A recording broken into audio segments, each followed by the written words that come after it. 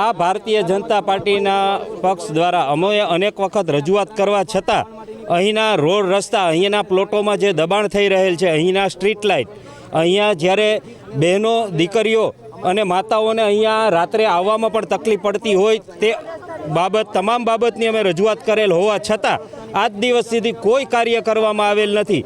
અને હવે ધીમે ધીમે આ પક્ષોની એવી છાપ થતી જાય છે કે જ્યારે ચૂંટણી આવે ત્યારે જ અમારે રજૂઆત કરવાની, એ સિવાય કોઈ કાર્ય કરવાનું આ લોકોને નથી આવતું. આ રીતે ખરેખર આ 480 પરિવાર ભાજપનો જ પરિવાર છે અને આ ભાજપના પરિવારના જ કામ થતા નથી, તો આ યોગ્ય ન કહેવાય. આ બાબત કેટલે અંશે યોગ્ય છે તે ઉપરના અધિકારીઓ જાણી લે કે આ રીતે ન ચાલે.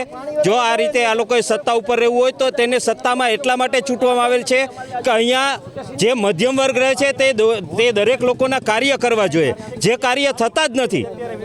અનેક વખત આવી રીતે રજૂઆત કરવા છતાં ન કરતા હોય તો એમને તો ક્યાંથી આ લોકો કરશે? આ રજૂઆત કરવાની જ ન હોય, તે લોકોના ધ્યાનમાં હોવું જોઈએ કે અહીંયા આ તકલીફ છે, અહીંયા આ તકલીફ છે અને દરેક સમયે દરેક કાર્ય થવા જોઈએ, જે નથી થતા. અમે પણ ભાજપના જ પરિવારના છીએ દરેક લોકો. અમને પક્ષનો કોઈ વિરોધ નથી. અમને વિરોધ છે જે લોકો સત્તા ઉપર આવે છે તે અમને ભૂલી જાય છે મત લીધા પછી. આ ન થવું જોઈએ. મત લીધા પછી તો એને ડબલ કાર્ય કરવા જોઈએ કે અમને આ રીતે આટલા બહુમતીથી ચૂંટેલા છે તો અમારે એ કાર્ય કરવું જોઈએ. તો આ લોકો એ કાર્ય કરતા જ નથી, ફક્ત એનામાં જ પડેલા છે.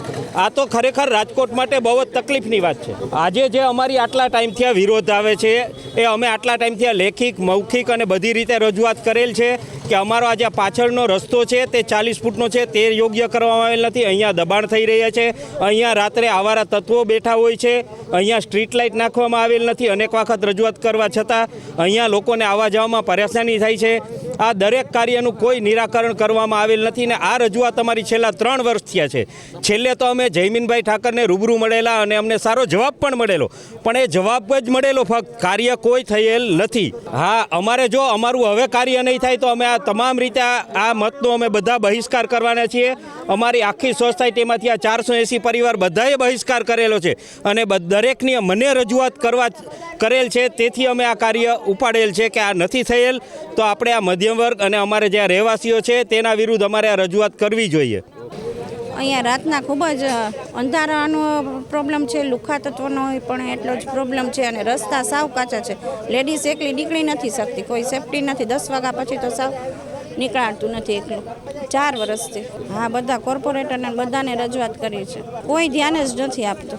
જો આવું ને આવું રહ્યો તો અમે પછી મત નહીં આપીએ ચૂંટણીમાં કોઈને, મતનો બહિષ્કાર કરીને.